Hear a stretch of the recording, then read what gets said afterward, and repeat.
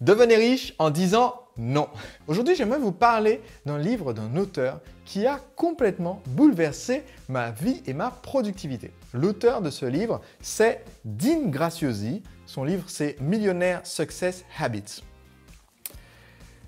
En fait, cette vidéo est un petit peu particulière par rapport aux autres lectures d'entrepreneuriat parce que dans cette vidéo, je ne vais pas vraiment vous parler de ce qu'il y a dans le livre. Je vais vous parler d'une leçon que j'ai apprise de la part de l'auteur. Je vous avoue que le livre, bien qu'ayant un contenu de valeur, de développement personnel, je ne l'ai pas trouvé transcendant et la plupart de ce qu'il y avait dedans, je le savais déjà. Et la leçon la plus importante que j'ai apprise de Dean Graziosi, malheureusement, ne se trouve pas dans le livre. Donc, je vous parle de Dean et je profite d'avoir son livre pour montrer à l'écran, pour avoir quelque chose de tangible. Mais en fait, je ne vous recommande pas particulièrement si vous avez d'autres livres encore à lire dans votre pile de livres de développement personnel. Par contre, j'ai appris une chose de Dean qui a complètement transformé ma vie et mon entreprise, mais je l'ai apprise tout simplement en conversant avec lui. En fait, il y a quelques années, dans le mastermind dont je fais partie aux États-Unis, nous avons accueilli Dean Graziosi en tant qu'invité. C'est Jeff Walker qui l'avait invité et il est venu nous faire une petite présentation expliquant comment il avait développé son entreprise pour générer 120 millions de dollars de chiffre d'affaires annuel et ce en vendant de l'information, des livres, des formations en vidéo, des DVD, des séminaires, donc en étant formateur. Donc c'est particulièrement intéressant pour moi en tant que formateur. Et ce qu'il a expliqué, c'est qu'en fait, ce qui lui avait permis d'atteindre un tel succès, ce n'était pas le fait d'avoir une stratégie marketing particulière, ce n'était pas non plus des techniques de confiance en lui ou de délégation à son équipe ou quoi que ce soit de ce genre-là. En fait, non. Il a dit, ce qui m'a permis d'atteindre ce niveau-là, c'est d'apprendre à dire non, d'apprendre à dire non à la majorité des projets. Ce que disait Dean, c'est qu'en fait, en tant qu'entrepreneur, au début, quand on se lance, on a tendance à beaucoup dire oui, parce que ça nous permet de lancer des nouveaux projets, des nouveaux produits, créer des nouveaux partenariats, à découvrir des idées nouvelles, mais qu'au bout d'un moment, le oui devient, en fait, au lieu d'être un atout, ça devient un handicap. Et donc, ce que disait Dean, c'est que dans notre vie, si on imagine que notre vie est une étagère de bibliothèque, eh bien, on a un certain espace qui est limité. Et si on imagine que chaque projet est un livre qu'on met sur l'étagère, eh bien au bout d'un moment, vous commencez à ajouter des livres et à en mettre encore des livres les uns par-dessus les autres. Et au bout d'un moment, votre étagère va finir par être pleine. Quand l'étagère est pleine, en tant qu'entrepreneur, on a une tendance, c'est à commencer à glisser des livres au-dessus, à faire de profondeur. Mais il y a un moment où on finit par faire en sorte que tout s'effondre parce qu'on en a tout simplement trop mis. Et Dean disait, mais en fait, ce que j'ai réalisé, c'est que si je considère ma vie comme une étagère, ça m'aidait à me dire, à chaque fois qu'il y a un nouveau projet, une nouvelle opportunité qu'on me propose, eh bien, je prends cette opportunité, je prends comme un livre, et je me dis, mais en fait, est-ce que j'ai de la place sur mon étagère aujourd'hui? Probablement non, puisque ma vie est déjà bien pleine. Alors, ça veut dire que si je veux mettre ce livre sur mon étagère, il faut que j'en enlève un autre pour avoir de la place. Et donc, je choisis parmi mes projets existants ce que je vais devoir arrêter de faire pour ajouter ce nouveau projet. Mais si je n'ai pas la place pour enlever un des projets existants, si j'y tiens trop et que le nouveau projet n'est pas aussi intéressant que ce que je fais actuellement, eh bien, j'apprends à dire non et dire non à ce nouveau projet, même s'il est intéressant parce qu'il n'y a pas de place sur son étagère. Donc j'ai entendu cette présentation de Dean, j'ai trouvé que c'était super intéressant et je me suis donc empressé en rentrant chez moi de faire ce que nous avons tendance à faire en rentrant chez nous après avoir entendu un speech hyper inspirant.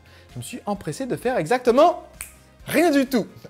Alors, j'ai rien fait du tout de spécial avec cet excellent conseil.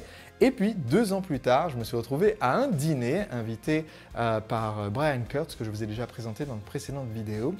Et Brian, qui est un entrepreneur très connu dans le monde du marketing aux États-Unis, il a vendu plus de 2 milliards d'euros de produits et de services pendant sa carrière.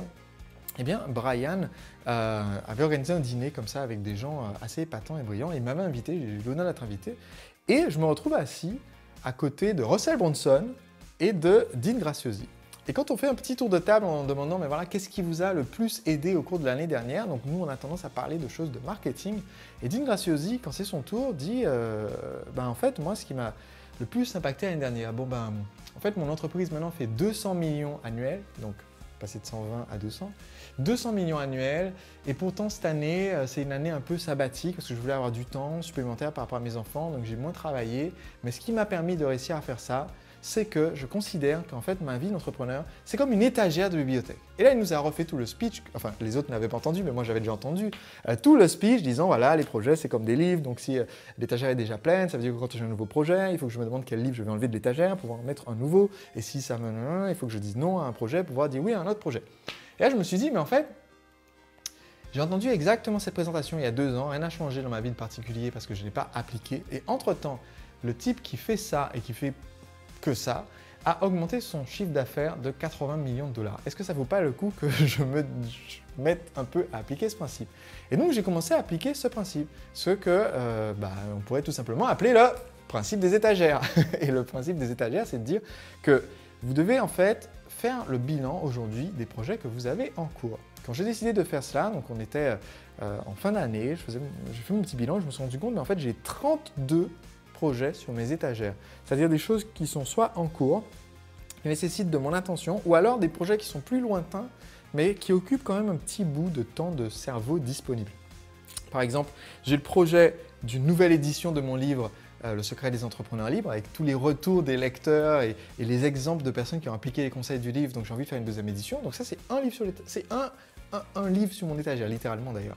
Mais j'ai aussi un autre livre que je vais faire plus tard. Donc en fait, c'est aussi un autre projet sur mon étagère. Après, il y a mon séminaire Entrepreneur Libre. Allez hop, un autre projet. Ensuite, il y a l'atelier gratuit que je fais d'ici quelques semaines. D'ailleurs, il y a le lien pour vous inscrire en dessous. C'est sur Internet, c'est entièrement gratuit. Et je vous conseille, je suis en live pendant 2 semaines sur Internet pour vous conseiller. 14 000 entrepreneurs ont participé l'année dernière. Donc, toutes les infos sont là-dessous. Mais donc, cet atelier que je veux organiser gratuitement pour aider un maximum de personnes, c'est un autre projet. L'embauche d'une nouvelle personne à tel poste, un nouveau projet. Donc, j'en avais 32 comme ça. Et je me suis dit, mais en fait, en ce moment, donc c'était il y a maintenant un peu plus de 2 ans, je me sentais dépassé parce que j'avais trop de choses. Et donc, je me suis dit, tous les mois, je vais enlever un livre de mes étagères. C'est-à-dire, mon objectif d'arriver à 12. Et donc, tous les mois, j'essaye soit d'avoir fini un projet, donc de l'enlever, et donc d'arriver à 31, puis 30, puis 29, soit arbitrairement de décider qu'un des projets le moins intéressant de la liste, je vais complètement oublier ce projet et laisser tomber.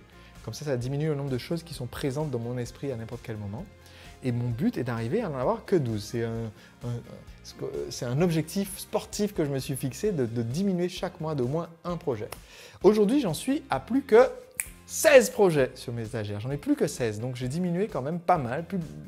J'ai moitié moins de choses qui occupent mon esprit.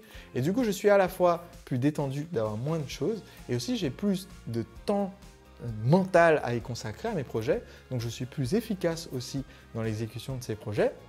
Et aussi, je me concentre sur les projets qui ont plus de valeur. Donc j'ai supprimé des choses qui étaient en fait qui occupaient beaucoup de temps mais qui n'auraient pas apporté beaucoup de résultats. Et c'est donc une technique que je veux partager avec vous parce que si vous appliquez ce principe des étagères, eh bien vous pouvez simplifier votre vie et en même temps multiplier vos résultats.